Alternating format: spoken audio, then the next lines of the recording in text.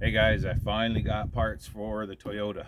I took a little longer than I expected. I don't know. I guess it's probably my fault, maybe partly. Um, I wanted to use the OEM Toyota oil pump, um, and so when I got on the internet, I Googled the actual Toyota part number, and popped up a place in Springfield, Oregon. Lithia Toyota had the oil pump for 161 bucks or 163 bucks, something like that. And like say here locally, my Toyota dealer wanted 260 bucks. And I didn't ask them about price matching. Maybe they do it, maybe they don't. I don't know. Might have been. I guess if I would have asked about it, they probably would have offered to deduct some money off. But even with shipping, it was going to be way cheaper. They had the main bearings cheaper. They had the rod bearings here. This Toyota dealer wanted 21 bucks a piece, and I think they were 16 bucks a piece for rod bearings from this Lithia Toyota. So I placed the order about a week ago on Monday.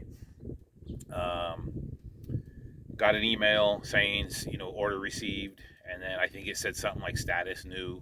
Well, then that was like maybe 8, 9 o'clock in the morning. Well, around 2 o'clock, I got an email back saying the main bearings that were shown on the website to still be available. I got an email saying coming back saying, "Hey, these main bearings are discontinued and no longer available from Toyota." So, did I still want the other parts? So I responded right away. Well, I didn't see the email till about 4 o'clock, 5 o'clock. So I responded back saying, "Yes, I still want the oil pump and the rod main bearings. Please send those." So within a couple of minutes of sending that email back, I got another notification email, and it said order status changed from new to in progress. So I'm like, okay, cool. Then in the meantime, I ordered the rod bearings from Rock Auto, and I did pay a couple. Both those places, both the Toyota dealer and Rock Auto, they had regular shipping was going to be like, I don't know, it says like 10 to 14 days, and it was going to be whatever amount, like 10, 12 bucks, something like that. Well, for like 5 bucks extra on each one, they had expedited shipping for like 5 bucks extra. So I'm like, yeah, I'd rather do the 5 bucks extra. Look at the little puppy. He's trying to come through the fence. So, anyways, that's our neighbor's dogs. Anyways, so um, the right away from Rock Auto, I get an email telling me, order's been shipped and stuff. And so I never got an email saying that anything was getting shipped from Toyota. And so, but I've gotten that from some other places I've ordered parts where they don't update you right away. And I've even been waiting, like, well, hey, if the part's even shipped, boom, then they show up like that day or the next day. So I was kind of, I guess, hoping that in the back of my mind. Anyways, a whole week goes by, still no email and still no parts. So I email them back and I'm like, hey, whatever, I'm just curious, never got a notification about my order being shipped. Well, then, and I sent that at like 9 or 10 in the morning. Well, about 3 or 4 in the afternoon, I get an email and no apology, like, hey, sorry, it fell, it slipped through the, whatever, it got lost or got out of the system and it's on its way now. Anyways, I just get an email saying, hey, your parts have shipped. So, anyways, they finally showed up. So these are the rod bearings from Rock Auto.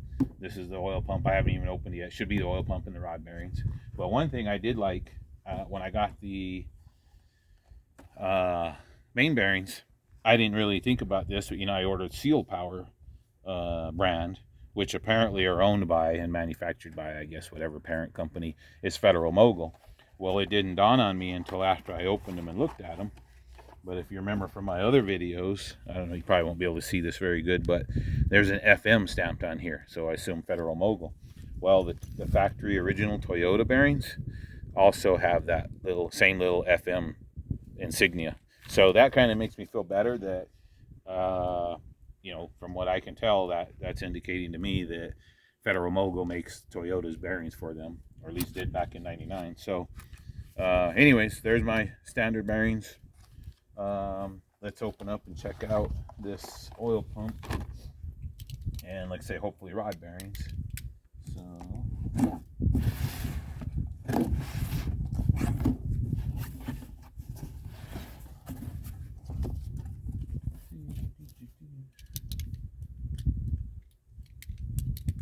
So I believe the rod bearings, I should have one number 1.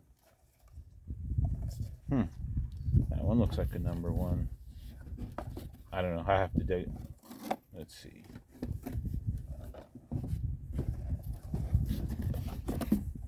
So there we go. There's 3 number 1s and 1 number 2, which is what was on there originally. So that should be good. And box is a little torn. Somebody's opened this up already. Let's see.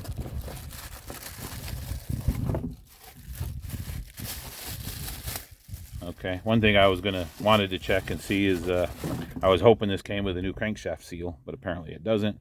But it's got the pulley. Other than that, yeah, looks like a pretty decent part. Cool. Well, I don't know if I'm going to get to it. Today's Saturday. Don't know if I'm probably not going to work on it today, but maybe tomorrow or Monday. But first thing I'm going to have to do is there's a crank position sensor. I don't know if you can see that very good, but that's got to come off. And then the oil pump, take the pan off, of course, which it's just sitting on there loose. I've just got a few bolts holding it. And then I still got to deal with the broken bolt for the exhaust manifold. And I'm thinking what I'm going to try to do. So this stud was sticking out. I don't know if you can see. There's this one here. It was, the threads extended past the flange there quite a bit. And when I was trying to take the nut off on the other side, it started turning the stud with it, and it pulled it out partially before it broke off, which they both broke on both sides. Now they're recessed below the flange.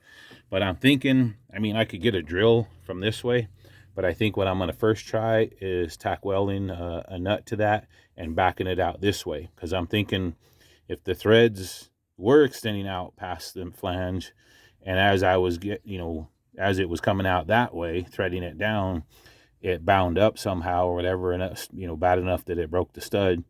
I'm thinking if I weld the nut to it and then try to pull it back out this way, those threads maybe hopefully will come back out without giving me too much hassle. If it does, I can try other things. I can try drilling through it, and then even if I have to, I don't think it'd be too hard. Pull the heat shield and pull the exhaust manifold off. Then I could work with it out here. But kind of wanting to shy away from that because, who knows when I go to take I would probably use heat. That was the one thing, the mistake I think I made here. I had sprayed it down pretty good with PB Blaster. I don't like WD-40 very much. I like it. I use it for what it's intended for, but I don't think it's a very good penetrating fluid. But as I was taking the nut out, I thought I was doing the, couple of turns loosening it. When it would get tight, I'd kind of stop, let it cool off, go do another bolt or nut or whatever on the other side, then come back to this one, turn it back in a little bit, half turn in, a couple turns out. If it bind up again, I kept playing with it like that, but it eventually broke. But I probably should have tried heating it up.